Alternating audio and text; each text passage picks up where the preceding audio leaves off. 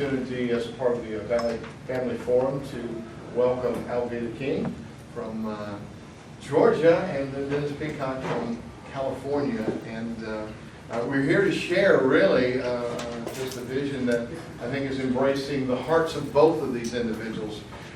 One race, one blood. So without further ado, I'm going to ask Alveda if she would just share some thoughts on that, and then Dennis, if you would do the same. Yeah. And we'll have hopefully have an opportunity maybe for a few questions, if you'd like. Thank you. Well, I want to thank Travis for inviting me, inviting us, and to share with you. Acts 17:26 says, "With one blood God made all people to live together on the face of the earth, all men." In the King James, but other versions. I would ask my dad, my grandfather, and my uncle when I was younger. I said, "So if you made all men, women don't have to do it, right?" And so you get many Bible lessons just by asking. And so in the spirit, there's no male and female, no bond or free, only Christ all in all. But we have very specific and beautiful roles as men and women in life, and they're very specific and designed by God. And so the Bible is for men, women, and children. You know, so I learned that very early. But of one race God created humanity, all people. And that led by wonderful uncle, Martin Luther King Jr. to say, we must learn to live together as brothers, and I and sisters will pair together as fools.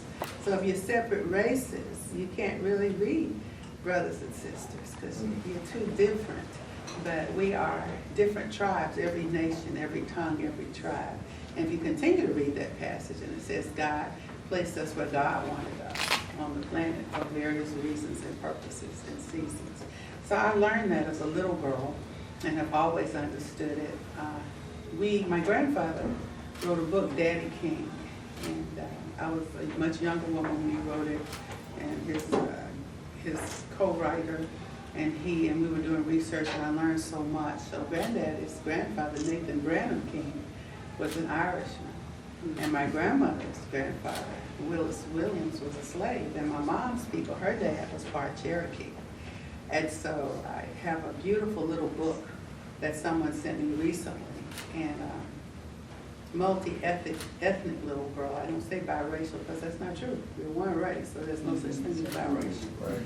So she says, "Am I black or am I white?" She's trying to go around and ask everybody. And I think at the final conclusion, they said, "Baby, you're human." So we're human beings, and I think that's important. It's such an amazing point that God is bringing this understanding. It was like a mystery, a secret that was hidden for a long time. And so now everybody's going, y'all remember, you're old enough to remember the term duh. Anybody remember duh? I don't know what they say now. If you don't understand, I don't know what the millennials say. I have no idea. But we would say, duh, no brainer. You don't need a rocket scientist. So obviously we did, but we're in that time. So I'm really glad to be a part of the discussion, and I think it's exciting. So you want to bring more to the light on this? Well, for me, the story goes back to the 1960s in Berkeley, and the awakening at the university levels around the world around the issue of racism. And I had the privilege of being involved in the civil rights movement early on.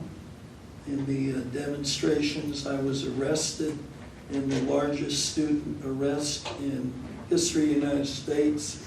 December 1964, 800 of us shut down the University of California in Berkeley because the administration had been told by the powers that be here in the South to shut down the recruiting for the next year of 1965 here in the South. Many of you are too young to really know what happened in 1964. But the Freedom Riders came down, and the primary recruiting for that was taking place in Michigan and at UC Berkeley.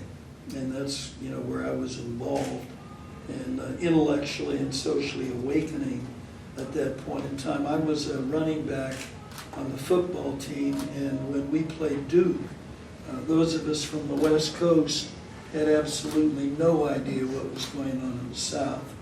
And they did not want to let the African Americans on the team stay in the same hotel, which was an absolute mind-boggling experience for those of us who were unaware of what segregation and separate but equal and all the rest of it was in those days. So my deep concern, here we are 50 years plus, after the marches, after Martin Luther King, after Malcolm X, and the numbers of other leaders in that world, and to see the weaponization that is taking place now politically along racial lines, so to speak, is extremely concerning for those of us who, for decades, had been believing that the progress had taken us a lot farther away than this. I was not a Christian at the time that I was involved in all that. I had walked away from the Lord. And when I did have a conversion experience at the end of the 60s, and of course the whole issue of racial unity and unity politically and all of that was still a very vital issue to me. And I got a pretty good education at Berkeley in political philosophy, and fairly well read, but one of the great experiences, awakenings of my life was in the British Museum when I saw the original copy of Darwin's On the Origin of the Species, which when I think most of us who were aware of that, and I'll come back to that in a moment, and I saw the full title of the book, On the Preservation of Most Favored Races in the Struggle for Life. And all I wanted to do was say bad words. I mean, the fact that even when we were dealing with something as scientifically oriented as that, and you put a subtitle on it, I mean, what is dealing with the preservation of most favored races, really?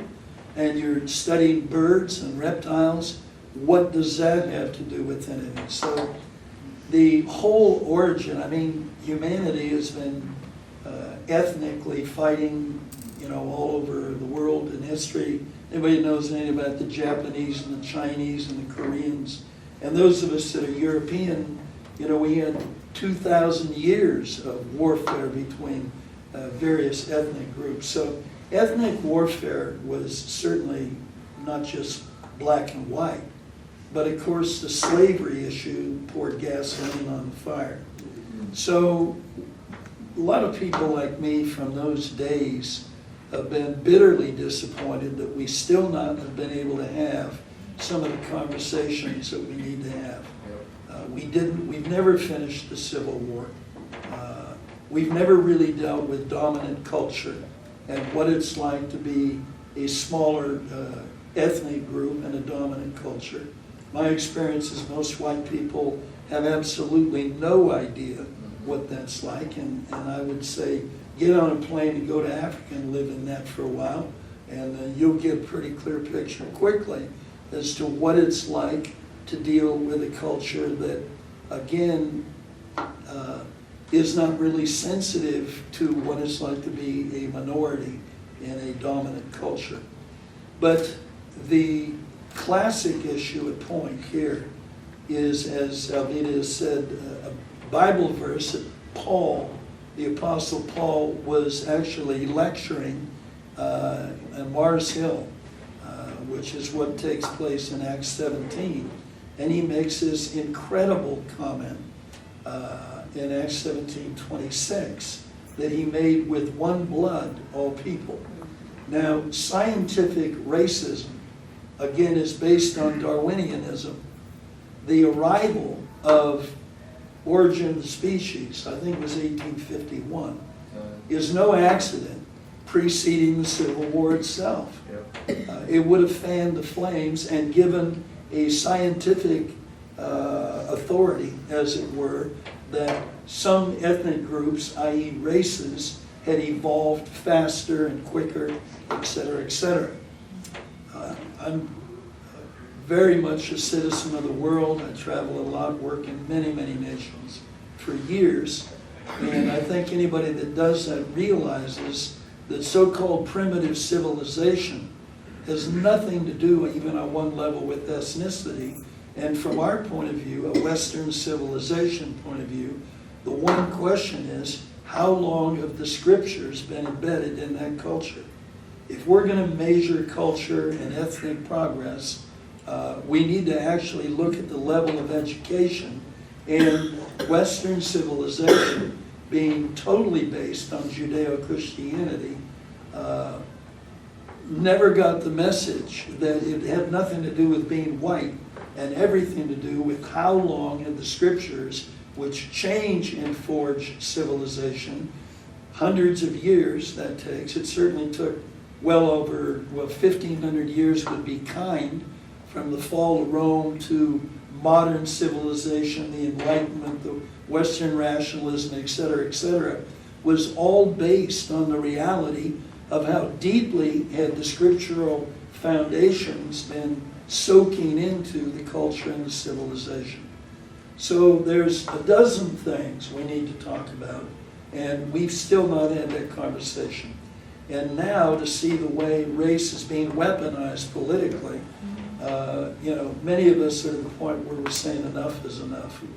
And the whole issue of one blood, the moment you start talking about races, you've already lost the discussion. Yep. There is only one race, and there's only one bloodline. And with modern scientific study on the levels that they've got into this thing, the best figures I've seen is that less than 0.5% is the variation between the ethnic groups, skin color, et cetera, et cetera.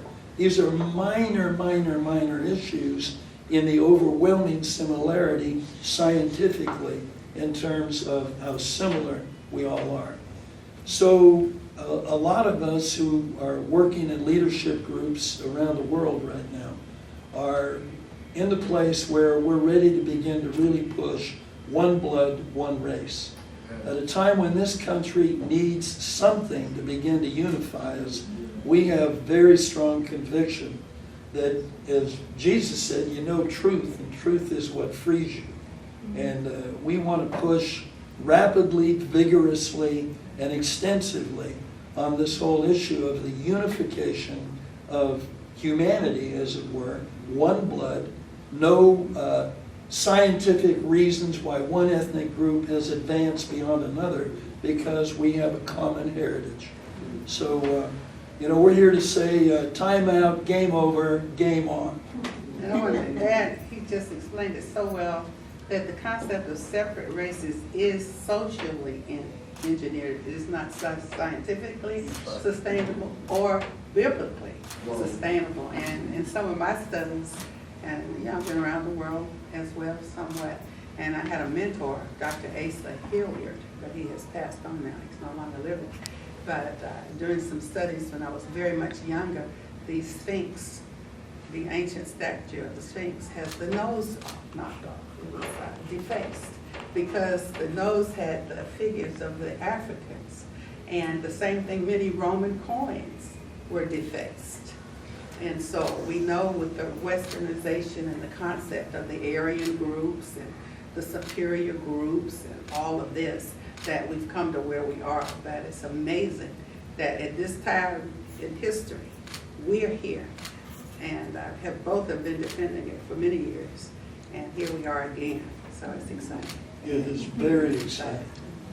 So I would hope that of all the things I've said, the way that you measure the progress of civilization has got to be related to the level of education and the length of years and the breadth of how the worldview of that culture was affected by a biblical perspective. And again, worldview is something that I've lectured on all over the world and do constantly. And we have worldview here in the United States of America that's never been examined, never been publicly analyzed. Why do we believe so-and-so? What's the root origin of those concepts? And if we're going to deal with racism, we've got to go to the root. And there is nothing more organically root than one blood, one race. So, comments, questions?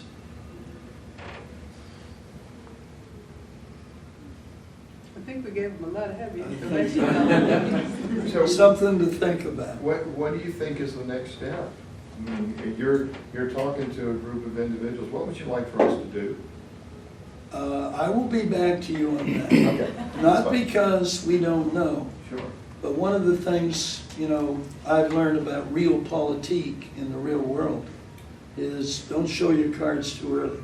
We want to make sure that what we are going to do is well prepared before we release it, but I promise you it will be released and it'll be widespread. So Dennis, can we go back to the beginning and you tell us how the two of you were able to cross-pollinate and come up with what you are proposing? Can I, before he answers Sure, you, for sure. can I give this? This is a little exercise I give to everybody when I first bring the concept and I speak. Because everything actually can start with each of us.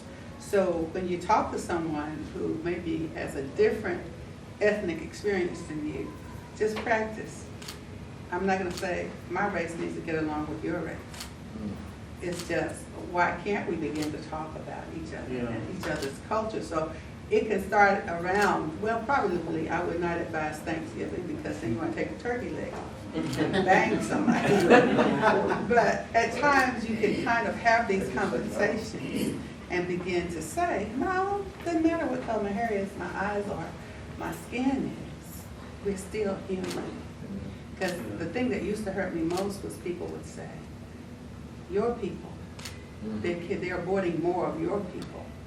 And then I would say, well, what planet were you born on? No. So just little things, I did want to bring that. So I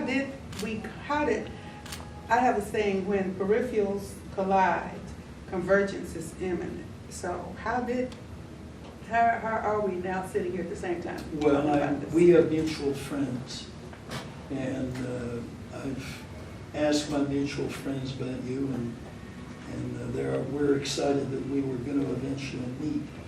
But this is really the first time Alveda and I've been together. But obviously, she reads the same Bible and this Bible I read. And those two verses that we're talking, actually, in our commercial business that I had back in 1968 when it started, I had cut out Acts 17:28, which says, Jesus Christ, in whom we live and move and have our being. And again, for those of us that we're in philosophy and ontology and the study of what's involved in living, moving, and having your being, that is the most mind-boggling statement you could possibly make about human existence, that you're living in a reality. It's like a fish swimming in a water that it has no idea that it's swimming in a water. And I wish we could elaborate on live and move and have your being, but I stapled that above the door of our commercial company because it was such a mind-boggling idea. And I'm sure that when Paul said that to the folks who were gathered around him there on the Acropolis, they would have been staggered that one blood was the line source of all of humanity. Yeah. Virginia has had a lot of press coverage this year, especially since February. The governor and the lieutenant governor, the attorney general, and Ms. King, you were there in April for 3 days about the infanticide. And of course, the governor has been under attack about his Ku Klux Klan or pictures and so forth. And there's been all this infighting within the state. But right now, Sunday is going to be the 400th anniversary of several things in Virginia. And it's on the front page again that perhaps the president is going to come to Jamestown on Sunday. But the governor isn't going to come if the president comes. I don't know about the attorney general, but the mayor of Richmond isn't going to come if the president comes. He's resigned from the Jamestown board. You're not reading the local paper, but it's all over Virginia. Do you have any comments about this perceived or the division here between the people who are saying, okay, it's all racism, president's racist, the governor's racist, all these people are racist. Any comments on that and what's coming up, and the governor and the lieutenant governor, the mayor and so forth? I believe we can both answer that, but I know for sure that prayer is very powerful. And I believe as we continue to pray, that God will hear from heaven and continue to open the eyes. There's a scripture, the people in darkness have seen a great light. And as people begin to see, then they begin to understand, and then people can communicate. Right. During the Civil Rights Movement, and I marched and I was trained in the steps of nonviolent, peaceful conflict, reconciliation, and all of that. We had to agree to pray every day, to listen, to love Christ, to read our Bible every day. So as we are praying, along with all of the solutions that have to come, at Priests for Life, where I work with civil rights for the unborn, then we inform, educate, and activate the communities as to the truth of life. This may be a little off message, but you remember when Colin Kaepernick took the knee, and everybody was mad and calling them names and doing all that. I said, wait a minute, at least he's not violent. He has the method, but he doesn't have the message. Because when they took the knee, they should have said, God, forgive my sins and help me to forgive others. So we have to cover it in prayer first, which is what I continue to do for Virginia. I first asked the governor of Virginia not to resign, but to reverse some of the terrible abortion laws and things he was supporting and stay there and clean it up. When he didn't do it, I came back and I said, well, maybe you need to go home and pray and let somebody else have their seat. So those were the suggestions, but I'm not going to go and talk if the president comes. In the first place, the office needs to be respected. It has nothing to do about the actual person, but the office itself. And so if the governor would want someone to not walk out on the governor, why would he walk out on somebody else? So those are the thoughts that come to me, but it's going to take prayer. It will take genuine, sincere prayer. And we have to first repent before we can pray for God's solutions.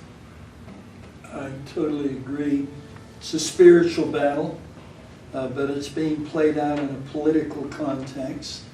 So we're dealing with power, the need for power, and I think many of us are deeply disturbed at the crudeness of the political process in this country. I've never seen anything like it. I don't know of any time in history, maybe around Jackson there was a lot of animosity, but this is not the civility of the American experience. And who's a racist? I mean, the word is being used so many times in such a irresponsible way.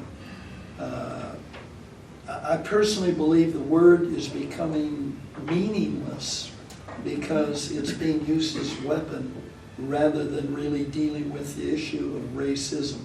If somebody could give me a meaningful definition of racism right now, I'd love to hear it because, and again, you know, President Trump is a very controversial guy, but you know, the accusations against him being a racist, on what grounds? On what grounds is somebody guilty of being a racist? So again, what we're looking to do is at least get some of the biggest issues on the table, and not the least of which is biblically the sins of the fathers cannot be put on the children. And that is a major issue that we're going to be dealing with. Can I go on reparations and the rest of that. Can I jump in on that? Yeah. You're so right, because I don't know if you all remember, but even President Obama, he was asked about reparations. And his answer was this: I don't think so with a political solution. I don't see politics solving it. That was really his answer. And so President Trump was asked about reparations. And he says, no, it's good, it's interesting discussion, but no, I don't think so, because the question was, do you think we should use tax dollars to pay for reparations? So it occurred to me, I'm an African-American woman who's 68 years old.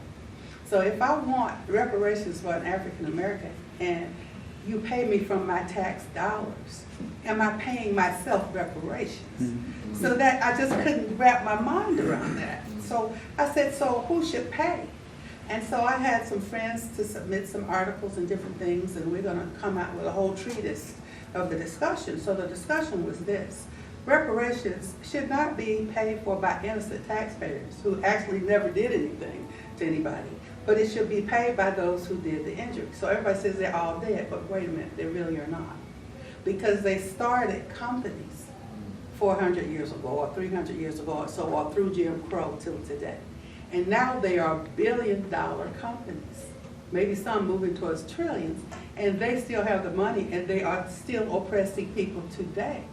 So those companies that did the oppressing, not the innocent taxpayers, should pay the reparations.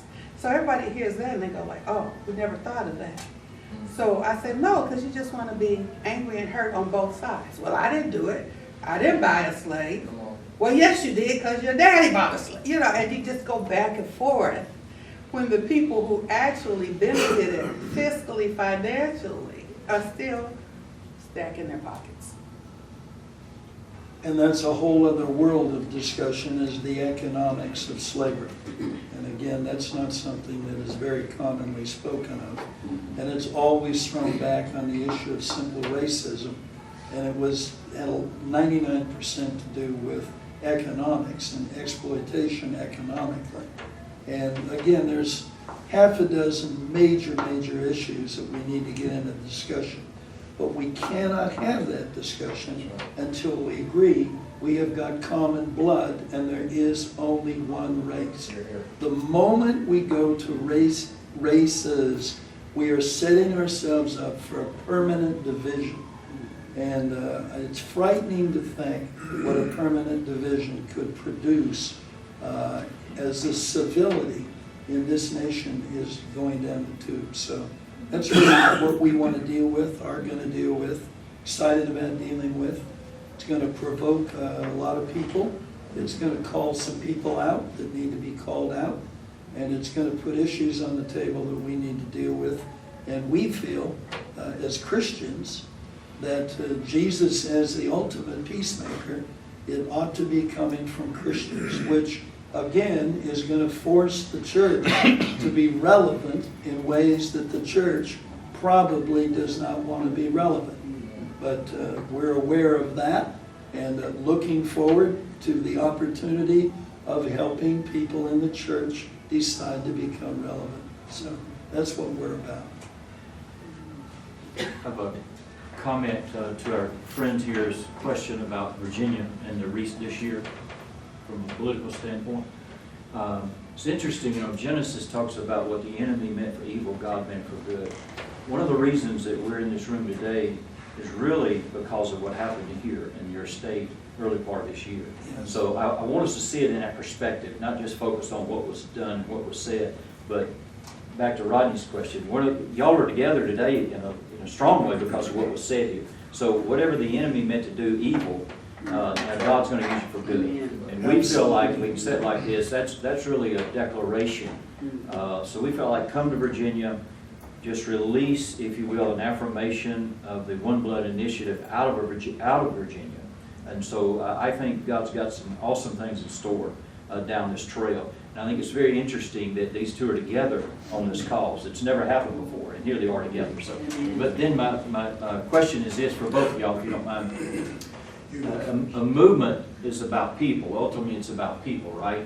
So, Dr. King and Dennis, what other people? Who else? Who needs to be in the movement? I'm not asking for names per se, but maybe if you have names, that's awesome. But obviously, we want to see it expand and grow and touch other segments of the population. So, who else needs to be in this room, if you will, going forward? I believe we could perhaps be even more ethnically blended. The daughter of former slaves and the son of former slave owners, I guess. I don't know. Did your ancestors own slaves? No. They didn't. See, it's No, not we came always the too case. late. You see what I'm saying? So Yeah. sometimes they really, so I can't make him heal something that really never even had anything to do with him. So ethnically, I think America's a melting pot anyway, and it was always a melting pot. Yes. And so give me your tired and poor, your huddled masters yearning to be free, Lady Liberty and all of that. So we actually have to remember that. I think we've forgotten that. So everyone who has benefited from, and I might have to say legally, and then that's another discussion, so I won't go that far. But those of us who have benefited from what we call the American dream, we have to come to the table together. Then we can learn to welcome others. But we've got to heal first. So I feel like we could be even more represented. And I think younger people should definitely be here in the room. I really think that too. I totally agree. Again, in a marriage or in any relationship, the issue is honest communication. And I think from the spiritual side, America really was the great hope of the ability to assimilate cultures and assimilate ethnic groups so that we became one. I heard someone say if you go to Germany, you'll never be a German. If you go to Italy, you'll never be Italian. But if you come to America, you will be an American. And that is a very, very, very powerful reality. Slavery was the great satanic blot on Western civilization in general, in the U.S. in particular. It's a gift that keeps on giving, so to speak. Again, because we've not gone to the roots. And if, from a geopolitical point of view, and I trust everybody in here knows that this really is a flat world, technology is an economics, age of economics, which we've never lived in, entered into, and we are now in that age. If you can divide the United States of America, you can divide any nation. And I personally believe that that is going to be an incredibly important thing for Americans to get their minds elevated to see the best hope for humanity to assimilate and actually make it work is the United States of America. And I think that puts a tremendous responsibility on all of us, idealistic to whatever degree, religious to whatever degree, is that this great experiment was based on the assumption that you could assimilate into a common civility and a common culture. And to me, the key to that is dealing with racism. It is the biggest stumbling block. And that's, as back to Alveda, this really ultimately is a spiritual battle. And it is a spiritual battle for humanity. And I wish we had time to unpack that. But I don't think we can say anything that is more important than the historical point of view of what this battle is really about for mankind. I love the United States of America. I unfortunately know the other side of the realpolitik. I teach and divide. You've got the Republic and you've got the Empire. I love the Republic of the United States of America, and I believe in its ideals. The United States also operates like empires in many ways. I'm aware of things that I'm ashamed of what we've done in other countries, and et cetera, et cetera. And that isn't about left-right. The left-right war is absolutely paralyzing the United States of America. One of the single most important things we need to do is abandon the concepts of left-right as we now understand it and meet somewhere in another conversation. The conversation has got to go above and beyond what we call left-right. And again, recognizing that there's a lot of things wrong with the United States and what we've done wrong. And you hear a lot of those discussions going on right now with the four ladies and Trump and all the rest of that stuff. I want to be able to look at the ugly side of stuff, and I want to be able to look at the idealism and the purpose. And I think to have the conversation that we need to have, we need to be able to look and say, yeah, the United States screwed up here. I know we've done things in the banana republics. I know, that a lot of those kinds of things, they exist in the real world. But the vision for what this could be reminds me of the scripture that says, where there is no vision, the people perish. And that is what I think we're fighting for in the United States right now more than anything else, is the vision of what this country was supposed to be and how we wish that slavery had never taken place. What a catastrophe it was. But let's try and clean this mess up together. And the only way we can do it is if we're clear, we're not divided by races. We are one people under one common creator, and we've got to work through that as one people. So, Dick Gregory, during his lifetime, comedian and activist. And if you don't know who Dick Gregory was, please Google it. But one thing he said, and there are many things he said, but eagle, our not mascot, our symbol, the eagle, our symbol is the eagle. And so Dick said, last time I looked, eagle had a right wing and a left wing. And if one of them doesn't do anything, the eagle's gone. So the eagle needs to do this, you see, the left and the right.